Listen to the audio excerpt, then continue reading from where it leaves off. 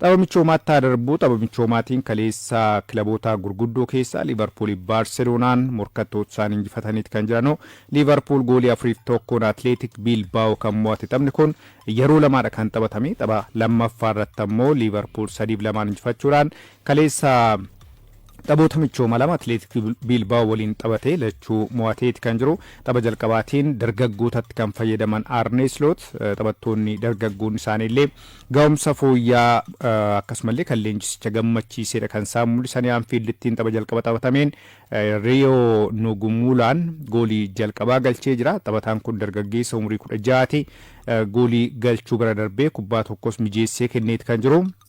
Darwin Nunez, Harvey Elliott gooliiwwan hafan Liverpooliif taphaan galchanii jiru. Alex Padilla namoo garee ofii irrattiin goolii galcheetii kan jiru. Gama Athletic Bilbaotiin Gorkaa Guruzeetaan goolii tokko Athletic Bilbao mo'amuu jalaa hin baraarre galchee jira. Tapha kanaan taphattoota dargaggootaaf carraa kan laatan leenjisaan Liverpool Arne Slot Nugumuutaattiin hedduu akka gammadanidha kan dubbatanii. Taphataan kun waggaa tokkoon dura jijjiirraa bilisaatiin akkaadaamii Chelsea irraa gara Liverpoolittiin kan dhufe kaleessa goolii tokko galchuudhaan tokko mijeessee kennee jira. Halkan sa'aatii 4 galuudhaan tapha michoomaa biraa Athletic Bilbao waliin garee jalqabaatiin kan taphate Liverpool goolii 3-2 injifatee jira. Gakpoon ga'umsa addaatti kan mul'ise kaleessa gooliiwwan lama daqiiqaa 55ffaa fi daqiiqaa 70ffaa irratti galchee jira. Moosaalaan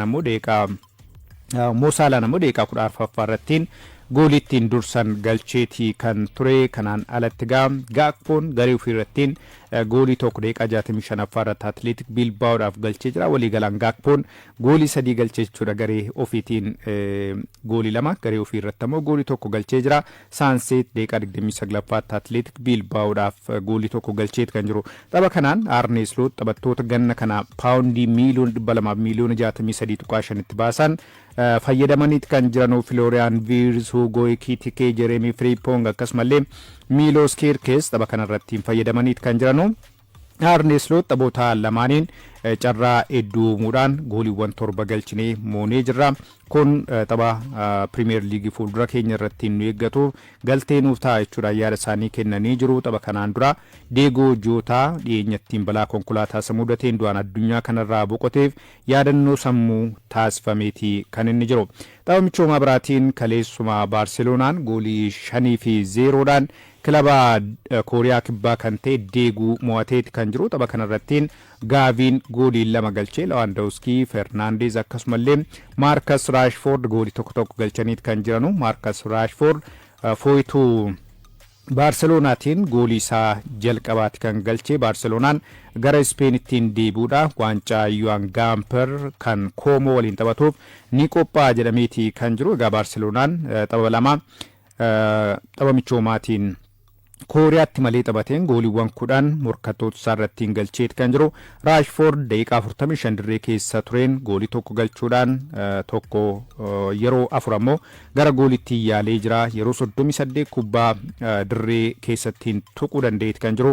Kubbaawwan 25 dabarse keessaa 19 milkaa turanii dhibbeentaa 76 kubbaa milkaadha kan dabarse kaleessa dirree faallaa keessattiin yeroo 5 kubbaa tuqeeti kan inni jiru. Kanaanuu ga'umsi inni mul'isaatii jiru fooyyaa akka ta'edha kan dhaga'amaati jiru. Odeeffannoowwan jijjiirraa taphattootaatiin wal qabatan ittiin haa darbu. Jijjiirraa taphattootaa waqtii kanaatiin baay'ee dubbatamaati kan jiru. Haa ta'u malee waliigaltee irra gahamaatii kan hin jirre dhimma Sheeskooti kan nuti argannu. Newcastle United kanaan dura Sheeskoo bitachuudhaaf RB Leipzigidhaaf gaaffii dhiyeesseeti kan ture. Haa ta'u malee maallaqni inni dhiyeesse osoo hin fudhatamin hafuun kan yaadatamuudhaan ammoo Newcastle United yeroo lammaffaadhaaf Sheeskoo mallatteessifachuudhaaf gaaffii dhiyeesseeti kan inni jiru.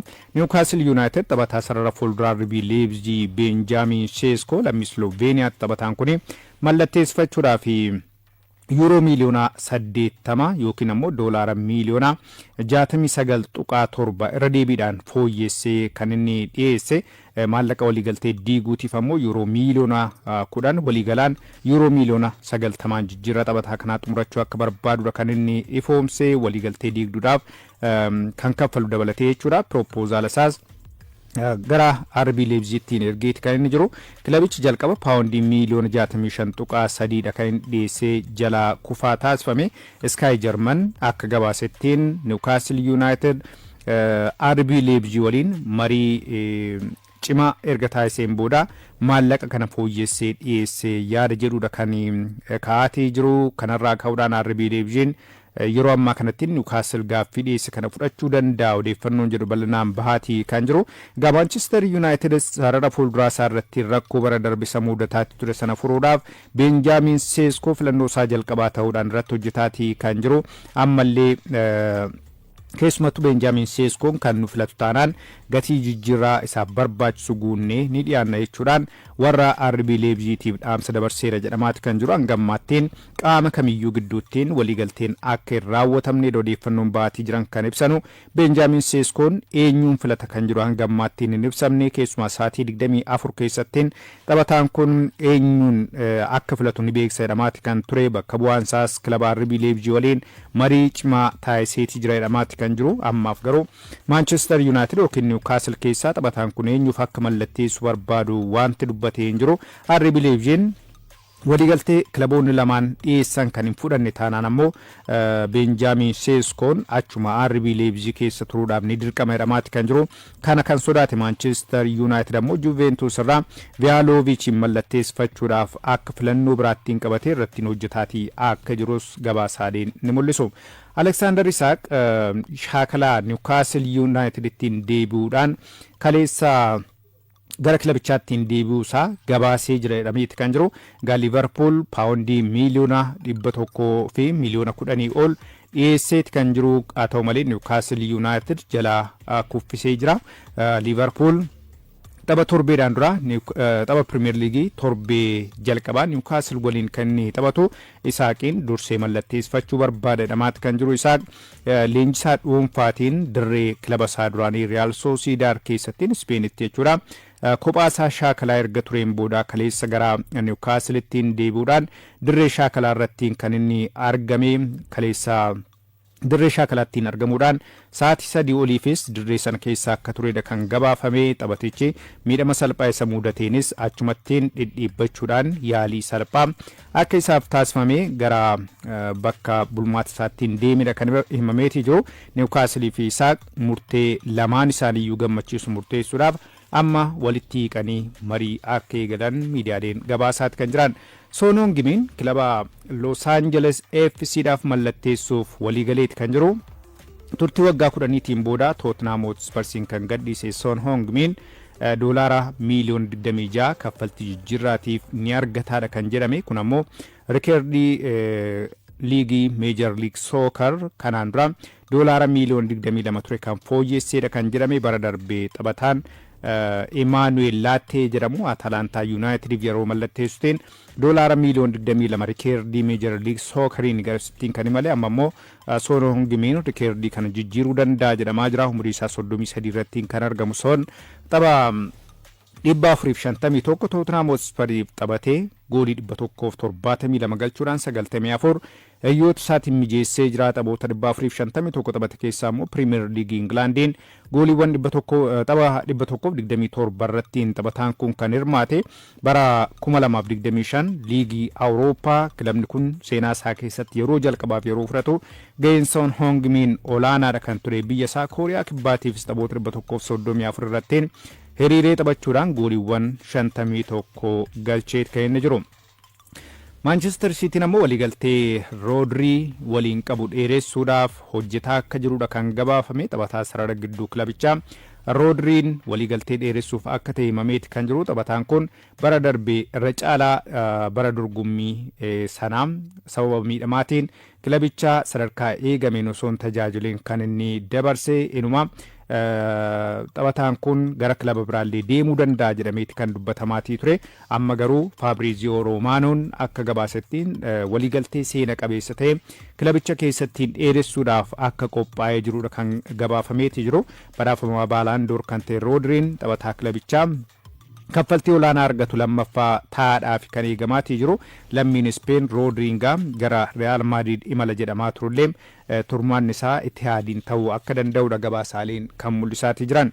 Ruben Diazis waliigaltee Manchester City waliin qabu dheeressuudhaaf akka ta'edha kan gabaafame. Taphataan murteessaan Manchester City lammiin Portugal Ruben Diaz waliigaltee kilabicha waliin qabu dheeressuudhaaf waliigalteen isaa hanga bara 2027 ni tura. Haa ta'u malee ammas waggaa dabalataatiin Manchester City waliin turu akka barbaadu kan gabaafamaa jiru. Waggaa 5 dura ture kilabuma Portugal kan ta'e Benfica irraa gara Manchester Citytiin kan makame.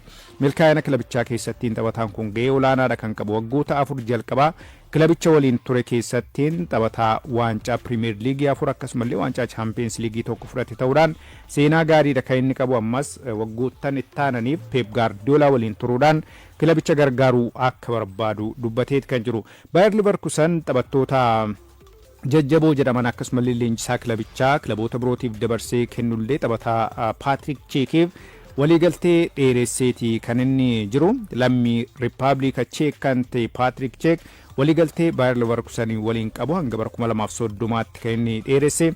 Taphataan umurii 29 Cheek miseensa kilabichaa bara 2023-24 osoo hin mo'amin shaampiyoonii Bundesliigaa ta'e keessaa isa tokkodha. Taphataan kun bara 2020 ture Workself kilaba jedhamurraa gara Bayer Leverkusen kan inni dhufe.